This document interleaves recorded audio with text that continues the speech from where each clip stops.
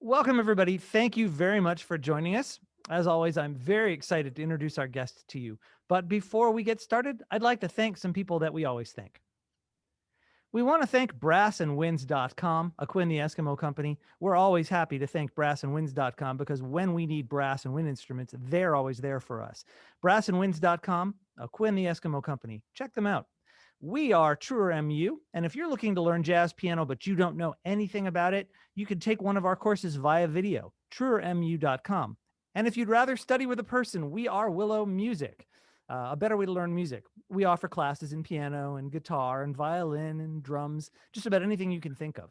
Check us out at willowschoolga.com.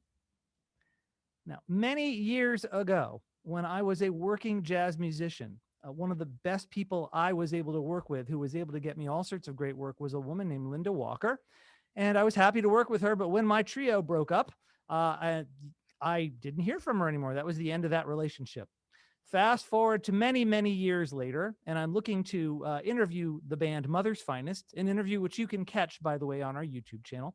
And there, under the management tab, is Linda Walker. So I'm delighted. I'm like, hi, Linda, it's me. Remember me? Of course you do. Linda Walker, how are you today? Doing great. How are you, Adam? I'm terrific. You're the owner of Spear Entertainment. You've been working in Atlanta since 1984. You work with acts, too many acts to mention, but I can list a few. Casey and the Sunshine Band, Marshall Tucker Band, Mother's Finest. You bring these bands to Atlanta and put on shows for us with them. And you're also the bass player for a band called the Vintage Vixens. And I want to start with that. Who are the Vintage Vixens? The Vintage Vixens are a group of five, I should say four wonderful ladies and myself. Just to give you a little genesis of how we actually got together, I had been on the other side of music for years as a booking agent and then into management. And my husband is a drummer, and he came to me one year and said, I would love to learn how to play the bass. So I took the hint and I bought him bass lessons for Christmas. And he said to me, this would be something fun we could do together. And I'm like, no, I have no interest in that. Don't have the time. He said, come on, kept asking me. I said, okay, to humor him, I'll go take bass lessons with him. After that first lesson, and I realized I can actually make music. It was so invigorating. I finished my all my lessons, and then I came home and started pulling up all of my favorite songs from the 60s and 70s on YouTube and taught myself how to play them. And then being in the music business, like I said, I wanted to take it another step further. I'm like, I want to put a band together. And I asked my husband if he would be the drummer. He's like, I don't think so. So I thought, let me put an all girl band together. I have a personal love of the music of the 60s and early 70s before disco came in. And I put out some feelers and got some great ladies who shared my vision, and we got together, and it's been 5 years now. We've been working steady and having the most fun ever. Yes, I've heard your band. I saw the video of you playing an opening for Three Dog Night, and you all rock. You really play Thank hard. you. So you had no Thank you. experience before you started taking bass lessons at all? I had no experience, but I learned something a long time ago that didn't relate to music, but I applied it to music. It said, if you surround yourself with great people, it will elevate you and make you look better. And I thought, let me find the best musicians I can find. And I was so fortunate to find these amazingly talented ladies. And as I interviewed them all for the band, I told every one of them my worst fear would be that I would get fired from my own band. And they just made me work harder, and they made me a better musician, and we gelled and we have a great time. Yeah. Well, the secret about bass playing is if the bass player is bad, everybody blames the keyboard. So the fact is that, Good to know. Good to uh, know. but if the bass player is good, it makes everybody sound good. So you're clearly not the weakest player in that band. Congratulations on your band. I Thank you. I want you to talk about your, as I said, your primary gig is actually booking talent, and you have a wonderful story that I read about how you got from being in Miami and not a booking agent to being in Atlanta and being a booking agent. Will you please tell that story? I would love to. When I was in Miami, I worked at a very popular resort hotel that had a real swinging nightclub. And every couple of weeks, we would rotate in various groups. And one of the groups that we had was Bill Pinkney and the Original Drifters. You probably remember them on Broadway, Under the Boardwalk, Up on the Roof, all those great songs. And right about that time, I was getting ready to move to Atlanta, and Bill happened to be appearing in the club, and I said, you know, I might not be here next time you get here. Going to be moving. And he said, well, we haven't been in Atlanta in a very long time. When you get settled, give me a call, and I'm going to see if you can find us some gigs in Atlanta. And I didn't think too much of it. I'm like, okay, I'll do it. Got to Atlanta, got settled. I called Bill. He was so gracious to me. And he said, I'm going to write you out a little speech. And then what you do, call some country clubs and see if you can get us a job or two. So I did exactly that. I took his little speech and I actually did get him a couple of jobs. And then he said to me, now I need you to make up your name for your company. I'm like, my company? He goes, you are officially a booking agent. You need to go downtown Atlanta, get a business license. And as soon as you have that license, I'm going to pay you a commission. And I thought, wow, that's awesome. So that's exactly what I did and never looked back from that day going forward. Is this a typical story from how most people get into the business, do you think? You know, I really don't know. I think everybody has to have a love of the music and you have to have an entrepreneurial kind of spirit, but it's always good when you have a mentor that helps you along the way. And I give all of that credit to Mr. Bill Pinkney. Well, I'm going to give some of it to you. You've just given us two examples of how you didn't know how to do something and then you dove in and you did it well. Is this One something, is other this your jam? Do you do this all the time? Well, I wanted to say one other thing that I did after that booking business with Bill. I started thinking maybe I could do this with other groups. So, not knowing Atlanta very well, I had just moved here. I went and had some business cards printed, and then I started attending concerts at bars and different places. And I would talk to the groups and say, I'm a booking agent, and I was terrified. I said, so if you need any help getting a gig, let me know. So that's how I actually grew the roster as well. So, and I'm sorry, what was your I, last question? well, my question is, like I said, you're not everybody is willing to do what they're scared of and then just keep doing it. You've done this twice. Is this something you do all the time where you don't know how to do it and you just dive in there? I think it's just been crazy luck because when I started doing the booking, I was raising four children as a divorced mom, and you know my first priority is I got to pay the bills, I got to keep food on the table and the roof over our head. And as I started doing little booking things on the side, I was always had a full-time job, and then it kind of turned. I was making more money by booking than going to my full-time gig and punching somebody's time clock all day. And I thought, you know, I'm going to take a leap of faith. I'm going to quit my job, give up my benefits. I set up a little office in my house. And the first day that I did not have a job to go to, I thought I was going to have a heart attack. I'm like, what if I don't book anything? What, you know, how am I going to pay the bills? What am I going to do? But that never happened. And things just moved forward from there. I was very fortunate. Okay. Well, of course, luck is a part of all of this. And yet, I think perhaps there are other things that were in play as well. What would you be telling someone if they wanted to break in to this business that, to help them with their luck? A couple of things that always work for me, I would be number one, don't be afraid because nothing ventured, nothing gained. And even though you're a salesman, which some people don't like the stigma associated with being a salesman, what you're trying to sell to people is fun and happiness. Everybody loves music and all that. So being a salesman in this regard is not a terrible thing. And people will welcome you more than someone selling snake oil or swampland in Florida, so to speak. So don't be afraid, just go for it. Nice. Well, tell us, I mean, you've booked so many acts, you've been in this business for so many years. What are some of your favorite acts and your favorite concerts that you can recall? I think everyone is exciting. I'm a musical groupie. I have been because for me the greatest fun and the groups that you mentioned in the beginning of our conversation, those are not groups that I represent exclusively. Just over Except the for Mother's years, Finest. I have booked them over the years, except of course for Mother's Finest. But um, every concert gave me an opportunity to get a record album signed by the original artist. And, you know, it was just fun for me.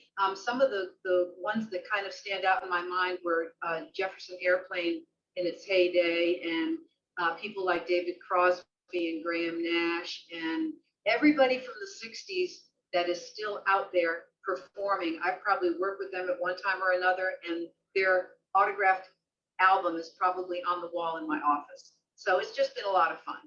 That's really fun. Well, everybody's got a nightmare gig story. Do you have one of those? I have a couple of them. How much time do you have? All day. Okay. Well, one time, and I don't think I'm going to mention the artist because I'm going to tell you two short stories. Both of these people are still out there singing. Um, one of the people I booked had an engagement the next day, and he was a very big star. He still is. We had to rent a private jet to get him to his next gig, which was a 30-minute jet ride. It was that close. We got and paid for the jet. Everything was good. And my client was a fundraising organization, and I didn't want to burden them with any extra expenses. Well, after we got the jet for him, I got a phone call from his management saying it's the wrong jet. He has to be able to stand up and walk around, and you're going to have to up it to the next category of jet, which was several $1,000s more. And I had to take that out of my pocket because I didn't want to burden my client to get a jet so that this celebrity could have 30 minutes of being able to walk around and couldn't stay in his seat. So that was one that kind of stands out in my mind. That's a And good the one. other one was a land-based problem. We had to provide limousine transportation for an artist, which we did. And evidently we overlooked it in his rider that the limousine had to be white. And he got a black limousine and he refused to get in it, refused to go to the show. And we had to scramble all around. This was out of state. I think it was somewhere in Alabama. We had to scramble to get him a white limousine so that he would actually go to the show from his hotel. And I thought that was a little outrageous. Yeah. But it seems to me, it sounds like these stories are the exception rather than the rule. Absolutely the exception.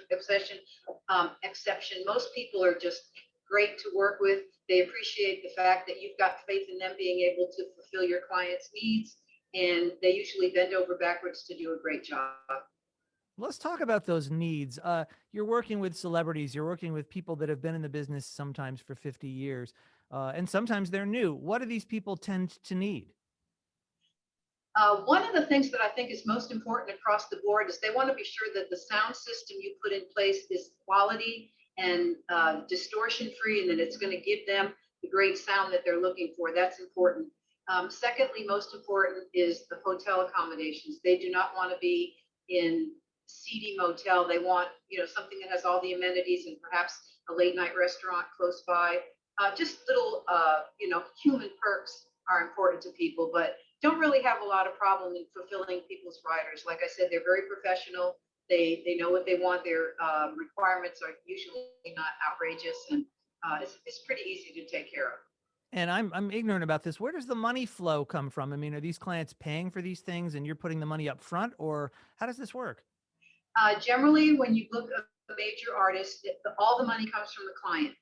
After we get the contract in agreement and everything signed, the client pays a deposit, and it's usually 50% of what the contracted amount is, and then the balance of 50% is paid the day of the show prior to the performance. Usually, the artist requires to be paid 100% in full before they hit the stage, and then all of the rider items like the sound and lights and catering and any transportation required or special equipment, all that is additional cost to the buyer. Okay, so that's the venue, for instance. Yeah, the venue or the promoter or whoever else is hiring them, the Oh, interesting. corporation. Oh, so it's not always a venue that's hiring these musicians.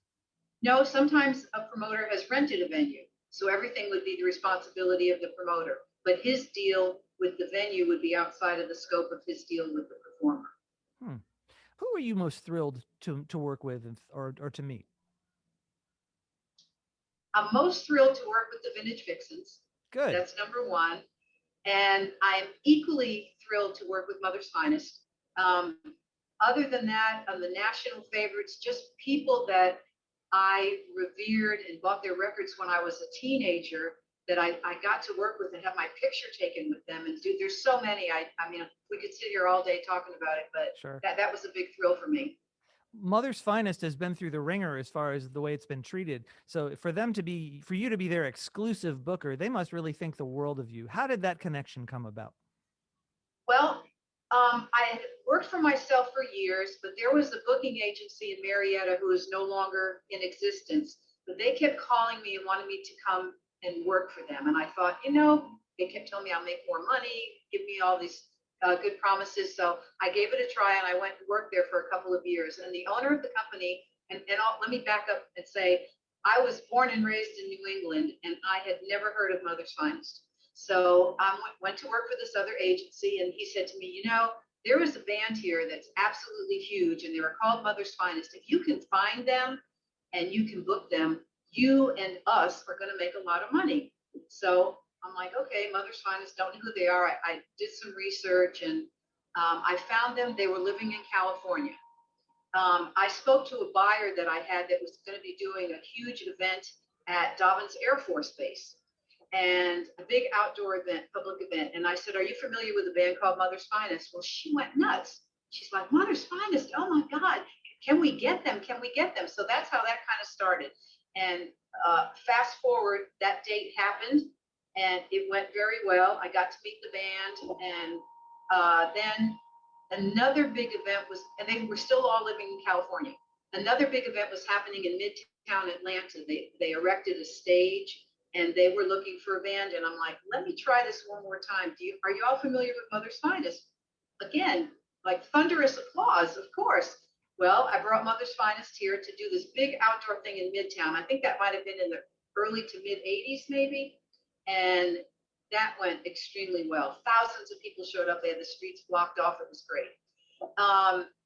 Then I found out they were considering moving back to Atlanta, and just over time, that's what they did.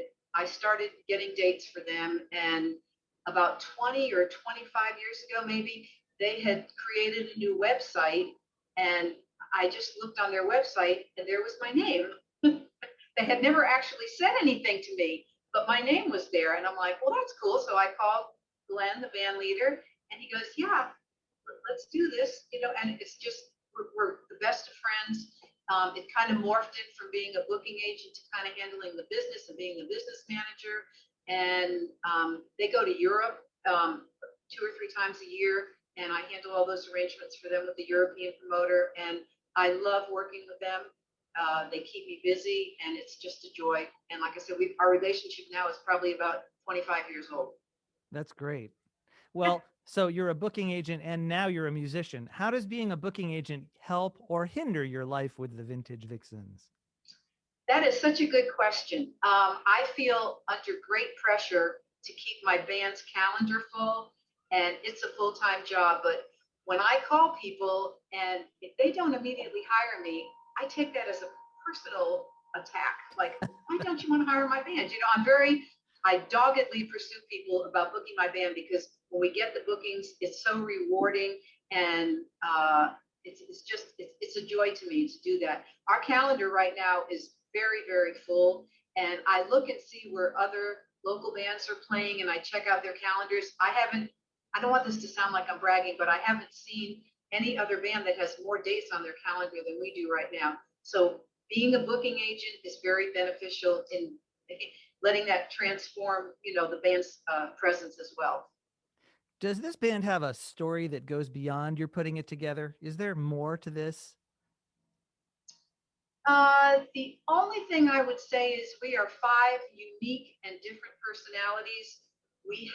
And we're all females, which I think is another kind of unique and difficult thing at best. But we are able to talk through our differences, our creative differences, and personal things that may go on, and we make it work. And there is friction from time to time, but nothing is more important than the group as a whole, and we are all in it for the long haul. We all love it, and I've got a great group of ladies, and we're having the time of our lives. Well, And we're all mature aged women, so I think that helps too. does that mean something special to you? It does, because I would love other women especially to know that you have to follow your passion. It's never too late, and you're never too old.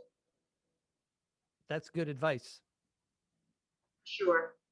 Where can we hear you?